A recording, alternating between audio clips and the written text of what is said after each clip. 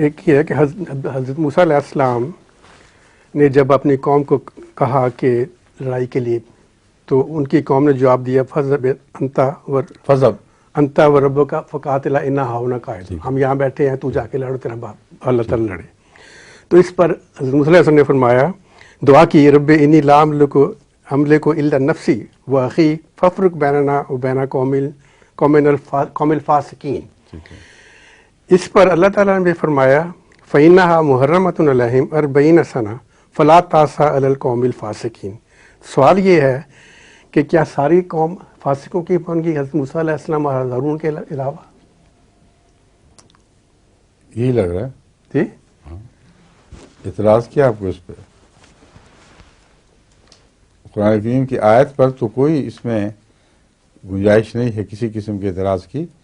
امر واقعہ یہ ہے کہ ان کی تربیت ابھی تک نہیں ہوئی تھی، ایک لمبے عرصے تک وہ قوم اسی طرح حرکتیں کرتی رہی ہے، اور قرآن کریم بار بار کہتا ہے ثم قست قلوبکم ثم قست قلوبکم، کبھی عجل بچڑا پوجنا شروع کر دیا، کبھی کچھ کر دیا۔ ان کا جو انخلا تھا وہ خالصتاً ان معنوں میں ہجرت نہیں تھی جن معنوں میں انبیاء کی قوموں کو دکھ دیا جاتا ہے تو وہ نکلتے ہیں۔ وہ تو نکلنے پر خود آمادہ بھی نہیں تھے، وہ تو حضرت موسیٰ علیہ السلام کے پیدر پہ نشان دیکھنے کے نتیجے میں مجبور ہوئے ہیں وہ پھر آخر حضرت موسیٰ کو اپنا سردار ماننے پر۔ لیکن ان میں پرانے مزاج کے بگڑے ہوئے اور بدخلق لوگ، منافقین کثرت کے ساتھ شامل تھے، اور ایک لمبے عرصے تک فرعون کے ماتحت رہنے کی وجہ سے ان کا کردار بگڑ گیا تھا، بے انتہا بزدل اور بے انتہا ظالم بیک وقت۔ اور یہ ایک نفسیاتی حقیقت ہے، جو بزدل ہے وہ ظالم بھی ہو جایا کرتا ہے، جب اس کا داؤ چلے پھر وہ بڑا سخت بدلہ لیا کرتا ہے اپنا۔ بزدلی صرف اپنے جان بچانے کی خاطر ہے، انسانی زندگی کی قدر کی وجہ سے بزدل نہیں ہے کہ میں کسی کو کیوں کہوں۔ اور وہ جو غصہ آتا ہے نا نہ کرنے کا، نہ کر سکنے کا، وہ اس کو ظالم بنا دیتا ہے۔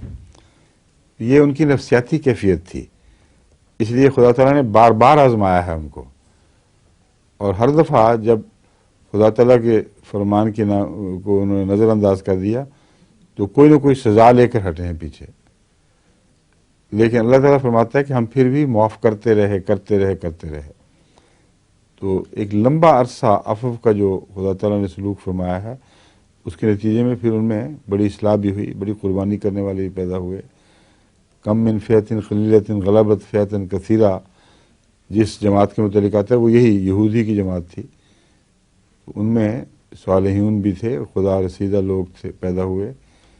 حضرت سلیمان کے ساتھ جنہوں نے مقابلے کیے ہیں غیروں کے، حضرت داؤد سے شروع ہوا قصہ، کم من فئۃ غلبت قلیلۃ والا قصہ، پھر حضرت سلیمان کے عرصہ سلطنت میں یا عرصہ سیادت میں جاری رہا، اور پہلے سے بہت بہتر ہوتے چلے گئے۔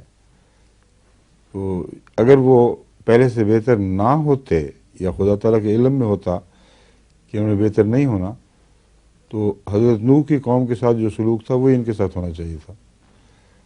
اور جب اللہ تعالیٰ فرق کرتا ہے قوم کا دوسری قوم سے، اس میں کچھ امکانات دیکھتا ہے اور جلدی نہیں کرتا، حلم کا اظہار فرماتا ہے۔ بس کچھ نسلیں ظلم کی حالت میں مر جاتی ہیں مگر اگلی نسلیں بہتر پیدا ہونے لگ جاتی ہیں، سمجھے؟ ظہور مہر